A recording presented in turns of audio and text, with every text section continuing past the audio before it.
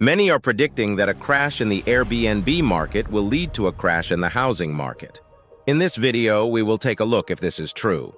During the pandemic, Airbnb saw its biggest increase in supply ever. It was like a gold rush as people rushed in to cash in on the craze.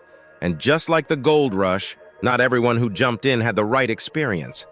The big change during the pandemic was that people had the flexibility to move all over the world and still do their jobs. The result of this is that a lot of lower-cost cities got a huge pandemic boost, such as Phoenix, Scottsdale, Boise, Austin, Nashville, Las Vegas, Dallas, Houston, and Miami. These lower-cost areas saw a huge increase in demand, and real estate prices skyrocketed, with some markets almost doubling over a 3-year period from 2020 to 2023. If you bought a property in one of these cities in 2020, you just couldn't lose.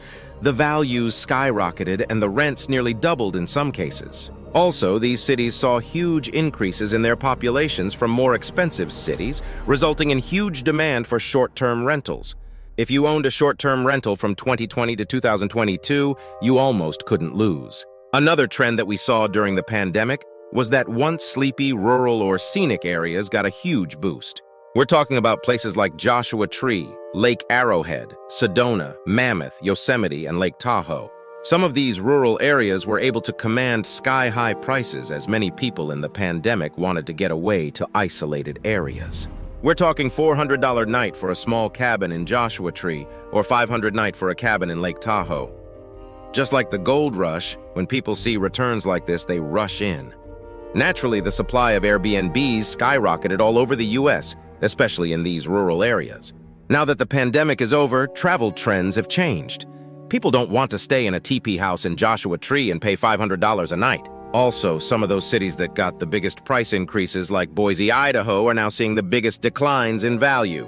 Also, with the economy softening, a lot of employers can require workers back into the office.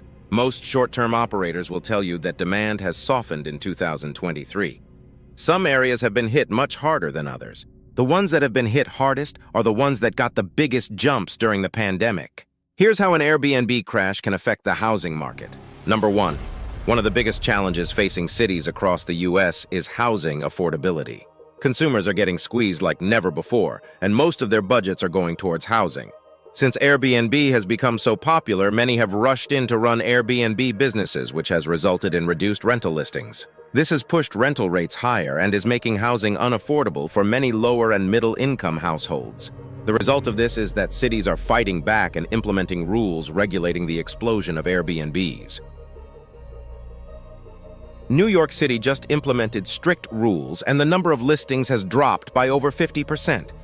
Expect many other cities to follow suit. While rents are still very high nationwide, there are some Airbnb owners who will be forced to sell if they cannot rely on short-term rental income. This can result in an increase in inventory for the housing market. Number 2, the value proposition for short-term rentals has changed. Airbnb became popular because it was viewed as a cool, charming alternative to staying in a hotel. Also, most guests felt better about renting from another person. Fast forward to 2023, and many short-term rentals have become corporatized. Also, guests are sick and tired of paying exorbitant fees and having to do a laundry list of chores upon leaving the property. The result of this is that people are thinking twice about booking short-term rentals, and many operators are now facing big declines in demand. Number 3, travel trends. Travel trends change with the times. Many cities that were sizzling hot with demand during the pandemic have cooled considerably. There are many Airbnb landlords who rushed in and bought a big portfolio of homes in the same area in hopes of cashing in on the Airbnb craze. As demand declines, some of these owners will get pushed into selling. Number 4, recession. It was crazy to see people paying $500 night to stay in a teepee house or $400 night to stay in an Airstream. But that's what happened during the pandemic, but it's not happening anymore. Budgets are tighter and consumers are pickier. If we add to this a full-blown recession, demand will definitely decrease. The result of this is that many owners will be forced to sell. In the first quarter of 2023, there were 144 million housing units in the U.S., compared with 1.2 million available short-term rentals like Airbnbs, according to AirDNA analysis of census data. Housing inventory is at lows that we have not seen in over a generation. We currently have just over 1.5 million units of housing on the market.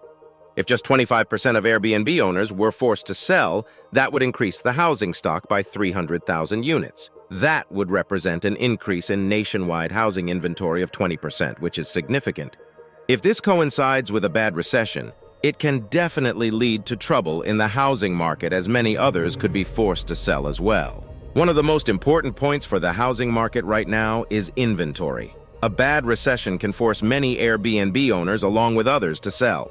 That can be the tipping point that will cause a downturn in housing. Will it be a crash?